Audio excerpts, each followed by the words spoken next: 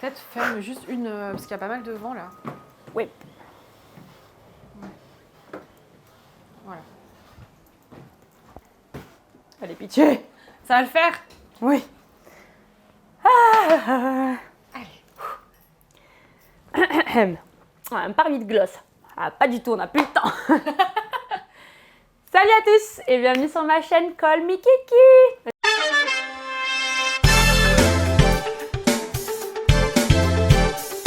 Aujourd'hui, on est avec Regina. Merci Regina de nous accueillir chez toi. Bah, merci à toi d'être venue. Faites comme chez vous, madame. Surtout. Quand dans 5 minutes, je vais m'allonger faire ma meilleure sieste et te laisser discuter toute seule, tu vas rien comprendre. Avec plaisir. Bon, Regina, déjà, je te laisse te présenter. Alors, Et je m'appelle puis, Regina. J'ai 24 ans. J'habite à Paris pour l'instant, mais j'en dis pas plus. Et je suis chargée d'événementiel. super, go girl, tout ce Ouais. qu'on aime. Voilà. que des femmes incroyables qui passent sur ce canapé conversation. Regina, on rigole, mais c'est un sujet assez... J'ai pas trop les mots en fait, c'est un gros sujet quand même qu'on va aborder, c'est assez traumatisant pour toi, je pense que ça a été un gros événement et déjà je tenais à te remercier pour ta confiance et bravo pour ton courage parce que c'est quand même assez récent, on est fin juillet, tu nous remonteras chronologiquement l'événement mais c'est un sujet assez sensible et je veux déjà te remercier d'en parler avec nous aujourd'hui et puis bravo encore à toi pour ce gros courage. Mais écoute, je vais te laisser, on va rentrer directement dans le vif du sujet. Je te laisse raconter un peu ce qui t'est arrivé. Alors, ça s'est passé le 27 mai, donc il n'y a pas si longtemps. Et... Pardon. Tu vérifies si ça fonctionne? Oui, C'est désolée. bon. Oui. Non, c'est bien, ça me détend avant de raconter, t'as raison. Excuse-moi. Et je partais au travail un samedi matin, il était très tôt, hein, je suis partie vers 5h30. J'ai descendu les marches du métro et en face de moi, il y avait un homme qui était de dos avec une canne d'aveugle et qui tapait sa canne contre les murs. Donc un aveugle, quoi. Rien ne nous laissait prévoir qu'il ne l'était pas. Il s'est retourné, il m'a demandé l'heure. Et je me souviens très bien, je lui ai donné l'heure, il était 5h47. Et là, tout s'est enchaîné vraiment très vite. Il s'est jeté sur moi, il m'a jeté par terre, il m'a immobilisée. Et il m'a volé mon téléphone, il a fouillé mon sac à main, il a pris ma carte bancaire et il est parti en courant. T'as dû être vraiment en état de choc, ça a dû être un truc énorme à vivre et franchement, comment tu t'es sentie à ce moment-là? Est-ce que tu t'es dit, enfin, tu comprenais déjà ce qui était en train de se passer ou est-ce que t'es en train de te faire agresser, mais est-ce que déjà tu réalisais ce qui était en train de se produire ou est-ce que tu imaginais que c'était une agression peut-être sexuelle parce qu'il se passe tellement de trucs de dingue. Est-ce que tu t'as cru qu'on a été agressé, qu'on a été... Enfin, comment tu t'es sentie à ce moment-là? À ce moment-là, quand j'ai vu qu'il m'a pris mon téléphone, j'ai compris que ça allait être du vol. Okay. Et même si tu comprends ça, tu t'imagines quand même le pire. Vraiment. Et j'ai eu sincèrement peur pour ma vie. En plus, tôt le matin comme ça dans le métro, il n'y a absolument personne. Vraiment, j'étais seule face à cette personne mal intentionnée. Et je pensais qu'à une seule chose, c'était qu'il y avait une caméra qui était au-dessus de moi.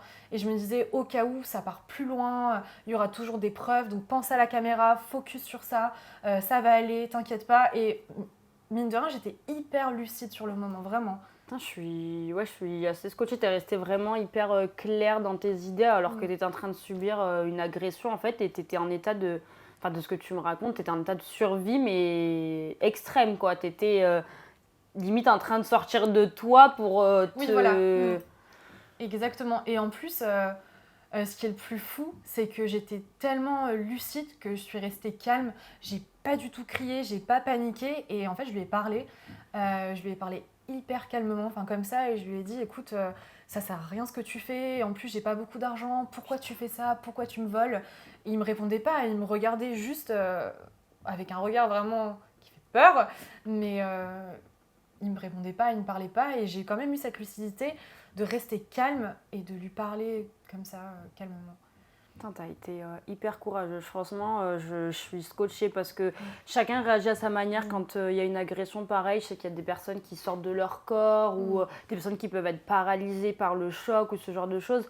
Mais c'est incroyable la force de caractère que tu as eu à ce moment-là et tu peux être extrêmement fière de toi. Je pense que ça n'a pas dû être facile à vivre et encore une fois, merci beaucoup pour ce témoignage parce que je pense que beaucoup, enfin moi en tout cas, je sais que j'aurais pas eu le courage d'en parler et il faut en parler justement, c'est pour ça qu'on est là aujourd'hui, c'est pour sensibiliser aussi sur comment ça s'est passé après pour toi et pour les personnes aussi qui subissent des agressions aussi de pouvoir aussi peut-être se reconnaître dans ton témoignage. Mais qu'est-ce qui s'est passé après? Déjà, quand tu étais dans ce moment-là, est-ce que tu as eu mal physiquement aussi ou enfin, t'étais comment? Enfin, genre, comment ça s'est passé? Il est arrivé, il t'a arraché ton téléphone? Non, il m'a vraiment... En fait, il s'est jeté sur mon téléphone et il m'a projeté vers le sol et j'étais en position de fœtus, littéralement, sur le côté comme ça.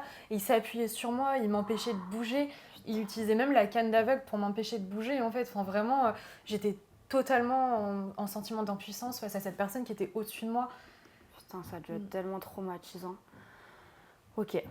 Donc ouais, c'était dur et encore aujourd'hui j'ai un peu du mal à en parler, mais ça va de mieux en mieux parce que j'ai compris tout de suite qu'il fallait que j'en parle, qu'il fallait que je me fasse aussi aider et ça c'est quelque chose qui est très très important et quand on prend conscience, tu peux plus aller de l'avant vraiment. C'est sûr.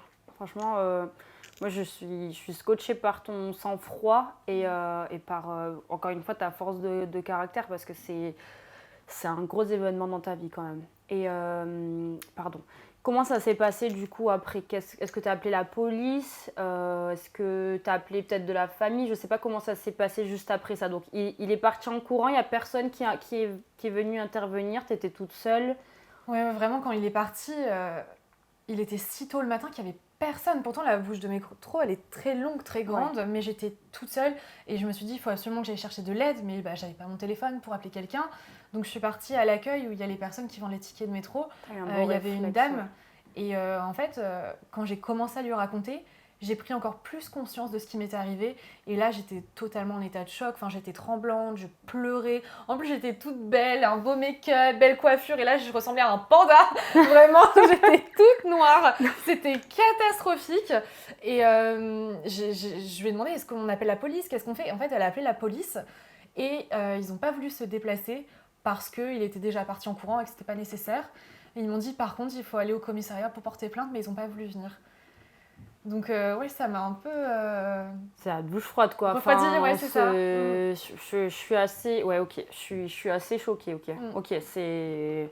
Oui, bah, il se passe quelque chose, on appelle la police, on s'attend à ce que la police vienne, quoi. Je comprends pas trop. Déjà, il y a un... Ok, il y a déjà un petit souci. Donc, t'étais complètement toute seule, en fait. T'étais avec la dame du guichet, t'étais toute seule abandonnée à ton sort. Complètement. Ok. Et j'ai vu 2 jeunes arriver. Je t'explique pas l'état, j'ai été les voir en blanc. Je dis s'il vous plaît, vous n'avez pas un téléphone. Enfin vraiment, mais ils ont dû avoir peur de moi. Et ils m'ont prêté leur téléphone, donc j'ai appelé ma maman pour lui dire qu'il fallait qu'elle appelle mon copain pour qu'il vienne me chercher. Enfin bref. Mais juste heureusement qu'il y a des personnes comme eux quand même qui ont voulu m'aider parce que tout le monde n'est pas malveillant et il y a quand même des belles personnes. Bien sûr, c'est important de le souligner parce que t'étais au mauvais endroit au mauvais moment et je pense que ça peut arriver à absolument tout le monde. Il n'y a pas un profil type de personne qui se fait agresser. Tout le monde peut y passer, que ce soit des agressions physiques, psychologiques, sexuelles, plusieurs types d'agressions, pardon. Mais ouais,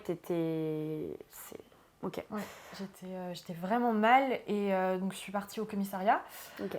J'ai porté plainte et en rentrant chez moi, j'ai ouvert mon ordinateur et je l'ai géolocalisé.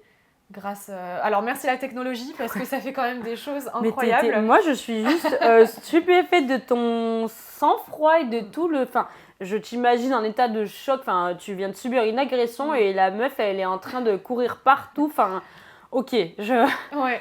Et si je peux me permettre aussi, je suis hyper admirative d'un truc, c'est que depuis tout à l'heure on est quand même sur un sujet qui est très très sensible. J'avais un peu peur aussi de l'aborder avec toi parce que je pense que quand tu racontes un truc comme ça, tu peux vite être ému et tout. Et je le vois, tu souris, mais ça prend aux tripes. Hein. Même moi qui suis juste en train d'écouter ça, ça me touche. Mais ça montre encore une fois ta force de caractère, c'est que tu es encore en train de sourire et de rire et j'espère que tu ne perdras pas ça parce que c'est magnifique. Je pense aussi que ça a été ton empathie qui a fait que je t'ai aussi retrouvée dans cette situation-là, mais c'est quelque chose qu'on ressent, tu es quelqu'un d'assez solaire et tout, donc voilà. Mais j'espère que tu ne perdras pas ça et que tu gardes en tête qu'il y a de très très belles personnes. Mais c'est plus facile à dire qu'à faire après un événement autant traumatisant. Et d'ailleurs, j'ai juste une petite question. Est-ce qu'aujourd'hui, tu as encore des séquelles de ça? Est-ce que tu arrives quand même à aller au travail normalement? Comment ça se passe pour toi? C'est toujours très dur parce que, mine de rien, c'est passé depuis un moment, mais ça reste encore très récent. Ouais. Et j'arrive pas, le métro, je l'ai toujours pas pris. Ça fait un moment maintenant et j'arrive pas, vraiment, je fais un blocage. J'ai encore peur, enfin pas vraiment peur, mais je suis vraiment dans la méfiance quand je croise des gens dans la rue, que ce soit dans les transports ou même au quotidien. J'ai un peu du mal à sortir toute seule aussi, mais je me fais suivre au quotidien. D'ailleurs, oui, c'était une question que je voulais te poser parce que tout à l'heure, tu disais ça aussi, que tu étais allée chercher aussi de l'aide ailleurs. Et je trouve ça hyper intelligent de ta part. Et tu es allée chercher de l'aide à l'extérieur. Combien de temps ça t'a pris déjà pour faire cette prise de conscience-là, que tu avais peut-être besoin d'être aidée dans tout ce process traumatisant? Et qu'est-ce que tu as fait du coup pour... tu t'es rapprochée de qui? Voilà. Alors, j'ai compris tout de suite, le jour même, quand j'ai appelé ma famille, je leur ai dit à tous, je peux pas m'en sortir sans me faire aider. Vraiment, c'est impossible. Donc, j'avais été une première fois, 3 jours après, directement, j'ai eu de la chance, j'ai trouvé un rendez-vous. C'est pas si facile, mais j'ai eu beaucoup de chance. C'est comme s'il était beaucoup de chance dans ce malheur, mais beaucoup de chance. Exactement. Et j'ai trouvé un rendez-vous chez une psychanalyste, mais ça m'a pas aidé plus que ça. Et mes proches, mon entourage au travail, tout le monde a commencé à me parler d'une technique qui s'appelle l'EMDR. Je sais pas si ça te parle. Pas du tout. Voilà. Dis-moi en plus, qu'est-ce que c'est ça, l'EMDR? EMDR, c'est une technique qui était utilisée surtout pour les soldats qui rentraient de mission, qui étaient vraiment traumatisés. En fait, ils vont chercher la partie de ton cerveau, donc ça prend vraiment tout ton subconscient. Ils utilisent tes yeux et ils retravaillent le souvenir. Déjà, ils t'aident à te rendre compte que c'est du passé, parce que moi, mon problème, c'est que j'y pensais vraiment tout le temps, ça tournait en boucle dans ma tête. T'as les images qui reviennent et tout, normal, c'est normal. Et ils pensaient que c'était comme le revivre, mais grâce à ça, j'ai appris que c'était du passé, en fait, que c'était derrière moi. Et on a appris aussi à retravailler sur les éléments qui déclenchent la peur. Par exemple, une personne dans la rue qui vient me poser une question, ça me déclenche de la peur. C'est normal, ça te remet dans cette situation-là, dans le contexte que tu as vécu et tu as directement peur que ça te arrive. Complètement. Et là, récemment, on a commencé à travailler un peu sur le métro, donc on travaille toujours dessus, mais bien, ça va venir. C'est bien. Mais ça m'a énormément aidée, donc pour les personnes qui ne connaissent pas, renseignez-vous, parce que vraiment, en plus, c'est assez spécifique au traumatisme, ça peut aussi aider les phobies, mais ça m'a énormément aidée et je doute pas que ça peut aider aussi d'autres personnes. Mais dites-nous en commentaire s'il y a des personnes qui ont déjà suivi ce EMDR, oui. Et ceux qui ne connaissaient pas, enfin déjà ceux qui connaissent, est-ce que, peut-être s'il y en a qui l'ont suivi, est-ce que vous avez ressenti des bienfaits par rapport à ça ou pas? Enfin dites-nous en commentaire, moi je ne connaissais absolument pas, mais c'est bien parce que peut-être qu'il y a des personnes malheureusement qui ont vécu un trauma ou un choc comme ça, et peut-être que maintenant vous pouvez peut-être aller vous diriger vers ça. Trouvez votre manière à vous d'avancer. Peut-être que ça peut être de la psychanalyse, peut-être ça peut être de la... Comment ça s'appelle? De l'hypnose. De l'hypnose. Ça peut être de l'hypnose, il y a plein de manières. Mais en tout cas, il faut en parler. Et je pense que c'est déjà le fondement même pour guérir. Exactement. Quand tu as un bras cassé, ça se répare. C'est physique. Mais quand c'est dans la tête, il faut vraiment parler. Ne gardez pas ça pour vous. Vous avez besoin d'aide, il faut l'accepter et faites-vous vraiment aider. Et c'est très important aujourd'hui, le message que tu fais passer sur ça. Et voilà, donc merci déjà pour ça. Merci à toi. Et j'avais une autre petite question. Où est-ce que ça en est aujourd'hui? Donc, tu as porté plainte, tu t'es fait suivre, donc tu étais suivie, tu es entourée par ta famille, par ton petit copain aussi, qui a été là avec toi tout au long de ce... Je sais pas trop les mots, mais de ce drame, on va dire ça comme ça, de cet événement-là du moins. Et comment ça se passe aujourd'hui? Où est-ce que ça en est, cette histoire? Alors, déjà, dédicace à mon copain au passage, parce que vraiment, c'est important. On t'aime fort d'être soutenu dans ces épreuves. Et vraiment, merci du fond du cœur à tout le monde. Et même à toi qui me reçoit aujourd'hui, parce que c'est une étape aussi pour moi. Et c'est important de sensibiliser les gens à tout ça, donc merci. Ça me fait vraiment plaisir. Aujourd'hui, le procès est passé. j'ai reçu une lettre quelques semaines après pour un avis d'audience à victime qui a eu lieu le 5 juillet, donc au tribunal de Paris. Je me suis rendue là-bas. Ça a été très angoissant, très stressant. En plus, il y avait 3 heures de retard, donc le stress a bien eu le temps de monter. Déjà entre le moment où tu reçois la lettre, le moment où il faut y aller, donc tu as tout ça pour ressasser. Exactement. Et après tu arrives là-bas, 3 heures de retard, l'angoisse. Exactement. Et c'est... Ouais, ça a été dur. En plus, j'avais déjà fait un travail sur moi-même en allant faire des séances, donc j'étais un peu rétablie. Préparée entre guillemets. Et là, ça m'a fait remonter les choses. Donc bon, après ce retard, on est entré dans la salle, il y avait la juge, la greffière, plein de chaises autour de moi et j'étais seule finalement face à elle et une pile comme ça de dossiers. Je me suis dit bon, d'accord. Et la juge a dit on va commencer par la première agression. Je dis ok, et en fait il y avait 8 agressions différentes. Oh oui, putain, oui, c'est ce que je me disais quand tu m'as parlé du nombre de dossiers. Je me dis mais en fait il y avait un tas de personnes qui avaient déjà... avec cette personne-là, Avec cette personne-là, il y avait 8 agressions, dont une la veille de mon agression et 6 autres après, et tout ça en 1 mois et demi. Ouais. C'est un carnage, hein. C'est un putain de carnage. Vraiment, une personne qui fait ça régulièrement, enfin, c'est... Tu sais, je pensais sur le coup, quand je lui ai parlé, etc., peut-être qu'il va avoir pitié, qu'il va plus faire ça à d'autres personnes, mais de savoir qu'il l'a fait à 6 autres personnes après... Oui, c'est vraiment prémédité, quoi. Ouais, de toute manière, à partir du moment où tu te bats avec une canne pour faire semblant d'être aveugle, c'est que tu sais déjà ce que tu fais. Mais là, oui, on ne s'attendait pas à avoir autant de... Mais peut-être que grâce à toi, ils ont pu attraper cette personne-là et aider les autres personnes aussi qui ont subi ces agressions-là à pouvoir aussi peut-être passer à autre chose et avoir une justice qui sera rendue. Et c'est tellement rare en plus d'aboutir à quelque chose. Complètement. Tu as eu la bonne idée avec la géolocalisation. Oui. Ça aussi, c'est ceux qui l'ont sur leur téléphone, si un jour vous faites vos téléphones, c'est un truc à penser. Oui, complètement. Et ils ont été super réactifs quand il y a eu la géolocalisation. Ils ont envoyé une brigade tout de suite. Okay, donc ça, vraiment, c'est hyper bien fait, la géolocalisation. J'avoue que j'étais pessimiste quand tu me dis le flic qui se pointe pas et tout, machin. Je me suis dit, putain, encore là... Désolée, mais bon, avec tout ce qui se passe en ce moment, on est un peu pessimiste avec la justice française. Donc là, quand même, ça redonne un peu foi et ça remet du baume au cœur. Donc ça, je suis contente quand même, c'est bien. Ok, il y a un peu de positif dans tout ce... C'est ça. Et c'est ce qu'il faut retenir finalement. Et il n'y a jamais eu le même mode opératoire, mais par contre, ils s'en prenaient tout le temps à des femmes qui étaient seules quand même. Bah, je pense entre nous, c'est la facilité. Bah, bien sûr. Et ça, c'est quelque chose ça s'est passé dans un contexte particulier. C'était pas comme si... Exactement. Malheureusement, en tant que femme, quand on sort en soirée, quand on rentre tard du travail ou des choses comme ça, on se prépare un peu psychologiquement. Il y a une vigilance qui est là, mais là, quand tu vas au travail le matin tôt, tu te dis pas que tu vas te faire agresser. C'est un peu... Et surtout... le contexte, la situation, se faire passer pour un aveugle, ça veut dire qu'après, tu as encore plus de mal à faire confiance, tu es méfiant envers les autres, c'est vraiment... tout ton être change, ton cerveau, il a peur maintenant, c'est pas facile. J'espère en tout cas que tu vas réussir à passer au-dessus de tout ça. Et du coup, donc il y a eu ce procès-là. Est-ce que ça aboutit à quelque chose? Est-ce que tu es encore en attente? C'est quoi la suite? Alors, le jugement sera en janvier 2025. Ok. Donc, je t'avoue que même si je ne connais pas encore le jugement, donc ce qu'il encourt, s'il va être jugé coupable ou pas, le procès m'a fait énormément de bien. Vraiment, il n'était pas là, mais ça m'a permis de J'ai été demandé d'ailleurs, est-ce qu'il était là? Ok. Non, il n'était pas là, mais ça m'a permis vraiment de clore le chapitre, de tourner la page. Bon, aujourd'hui, je travaille encore, bien sûr, sur moi, ça va prendre du temps, mais ça m'a beaucoup aidé, vraiment. Super. Bon, ça me fait au moins plaisir sur ça. Et puis ça finit quand même, entre guillemets, bien, dans le sens où tu te fais suivre, on a quand même retrouvé la personne, et c'était aussi ce message-là qu'on voulait faire passer, un petit truc positif dans tout ce malheur.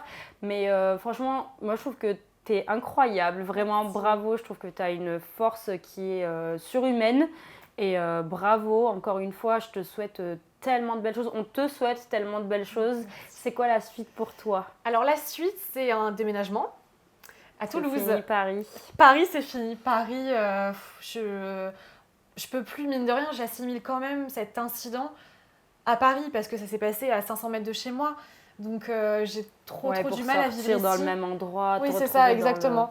Donc septembre, c'est déménagement, nouvelle vie, nouveau chapitre qui se fait. Je peux même dire le livre. Là, le livre se ferme, j'ouvre un nouveau livre. Super. Et ouais, ça va me faire du bien, je pense. Bon, en tout cas, on espère te revoir sur la chaîne pour nous faire un petit update. J'espère que tu t'installeras bien, que tu trouveras un travail génial, que tu seras heureuse, épanouie, en sécurité. Dans toutes les villes, ça peut arriver, mais bon, tu m'as compris que tu sortes au moins de ce contexte-là, parce que c'est vrai que ton agression soit passée à 500 mètres de chez toi, c'est pas facile non plus.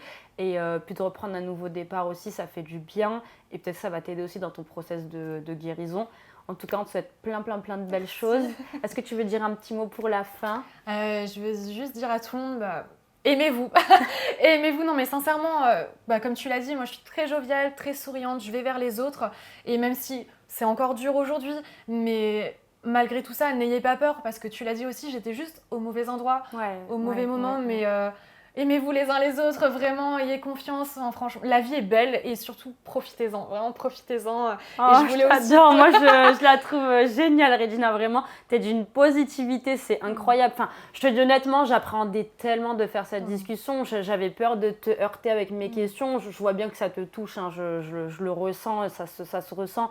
Mais je trouve vraiment que t'es tellement positive et que tu as eu cette lucidité tout au long du process et vraiment bravo, chapeau et encore une fois merci, vraiment un grand merci à toi. J'espère qu'il y a des personnes malheureusement qui ont subi ce genre de choses, vous allez pouvoir avancer et puis on espère aussi que cette vidéo aura peut-être pu vous aider. Oui. Et pardon, je t'ai peut-être coupé, tu voulais peut-être dire un dernier truc, excuse-moi. Non, moi dans toutes mes vidéos je coupe tout le monde, je suis trop désolée. Non mais c'est toi, en parlant tu m'avais pensé à quelque chose. Dis-moi. Enfin même pour les personnes qui ont subi ça ou autre chose, parlez-en vraiment, que ce soit à votre entourage.